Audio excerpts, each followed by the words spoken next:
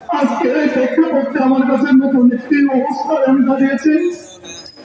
বেগম খালেদা জিয়া অসুস্থ কমবে আন্দোলন করেছে, মুক্ত করতে পারিনি। তারেক রহমানকে আগে আমরা দেশে ফিরাতে পারিনি। তাই সকলে আমরা গলা ছেড়ে বলি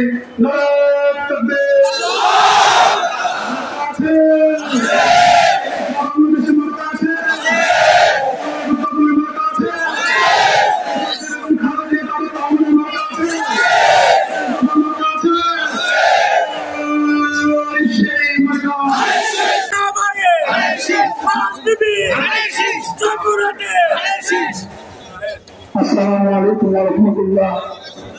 শুভেচ্ছা গ্রহণ করবেন। প্রিয় জয়পুরহাটবাসী, আমি আপনাদের সন্তান। আমি আসলে এই জায়গার যোগ্য নয়। দীর্ঘদিন আমরা সকলে কষ্ট করেছি।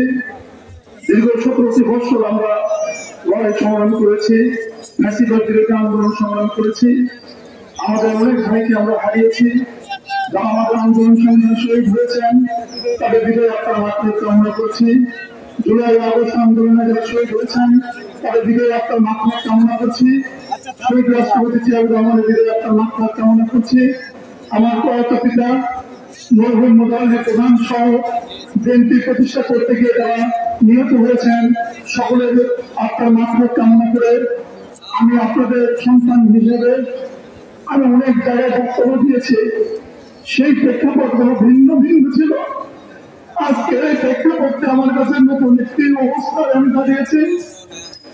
বেগম খালেদা জিয়া অসুস্থ কমবে আন্দোলন করেছে, মুক্ত করতে পারিনি। তারেক রহমানকে আগে আমরা দেশে ফিরাতে পারিনি। আমাদের গণতন্ত্রের বেগম খালেদা জিয়া চিকিৎসার জন্য তার পরিবার থেকে বারবার আর্তনাদ করেছে। আমরা চেষ্টা করেছি, কিন্তু জানেন সরকার তাকে মুক্ত দেয়নি। আমার বাবা মোহাম্মদ আলী প্রধান ইচ্ছা করেছিল হজ করার জন্য, টাকা জমা দিয়েছিল, তাকে হজে যেতে দেওয়া হয়নি।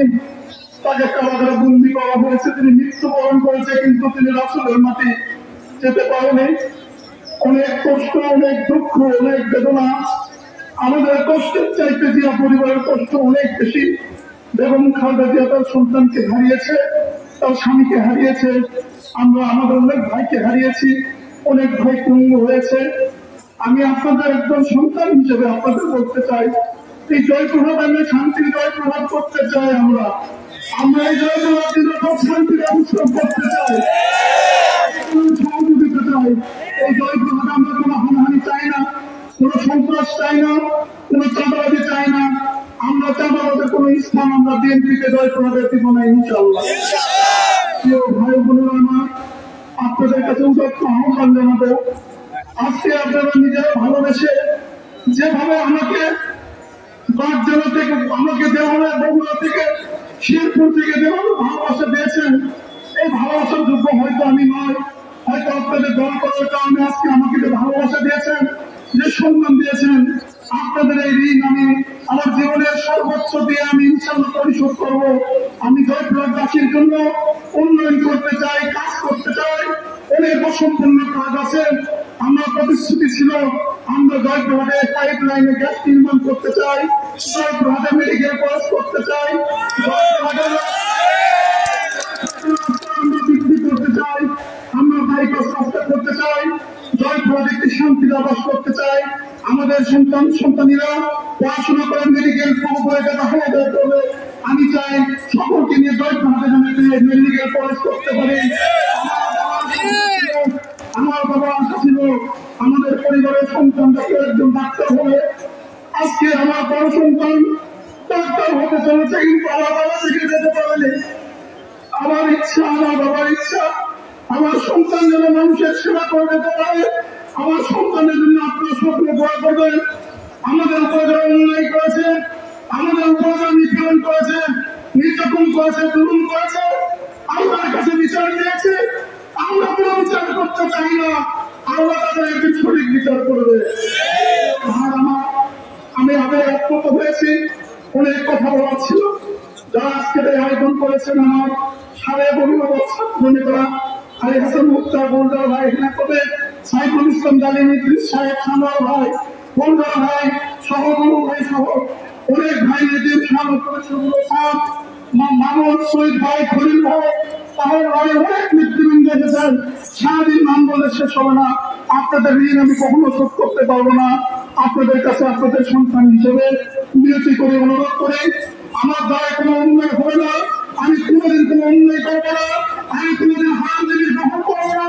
আমি সন্তান নিষ্ঠার সঙ্গে জীবনের শেষ দিন পর্যন্ত বিএনপির ভঙ্গ হবে। আমার বক্তব্য বেশি কিছু নেই। আপনারা দূর দূরান্ত থেকে এসেছেন। আপনাদের প্রতি আমার আবেদন, আপনারা প্রত্যেকে দাঁড়িয়ে দাঁড়িয়ে গিয়ে মহল্লায় মহল্লায় গিয়ে গ্রামে গ্রামে গিয়ে আপনারা যেমন খাওয়াকে সালাম পৌঁছে দেবেন, তাদের রহমানের সালাম পৌঁছাই দেবেন, গোলবাবাদের সালাম পৌঁছাই দেবেন, নেতৃবৃন্দ সালাম পৌঁছে দেবেন। আবার সিদ্দিক সাহেব আনাগরের মুফাজ্জল সহ আমাদের সাইফুল ইসলাম দাবি উজ্জ্বল প্রধান সহ সহ আরো নেতৃবৃন্দ দামল করিম ঘুরেন ভাই আছেন, সেলিমের দেবচাচা আছেন। তাদের গেল বাবা পবিত্র তাদের আগামী দিনে ধানের শীতের বিজয়কে ত্বরান্বিত করবেন। এই ধানের শীত প্রতীক আমার না, এটা শহীদ রাষ্ট্রপতি জিয়াউর রহমানের প্রতীক, এটা বেগম খালেদার প্রতীক।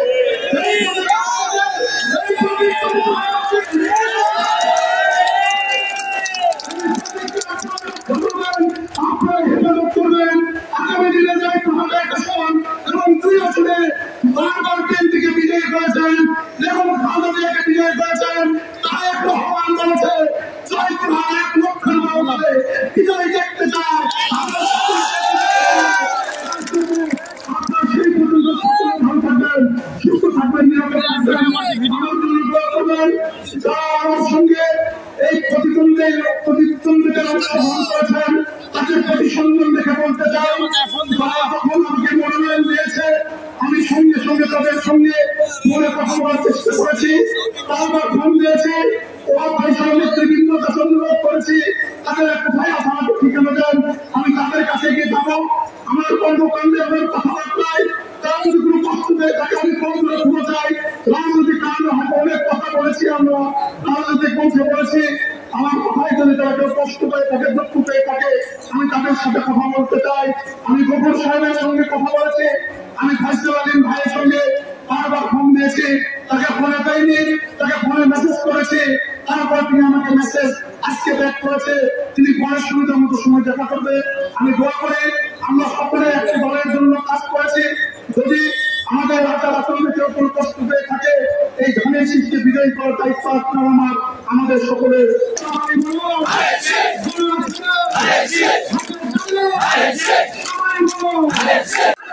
সবাই বলো সংস্কৃতিতে চৈতন্যতে গরম জিতে বাচ্চাতে করে আশা করে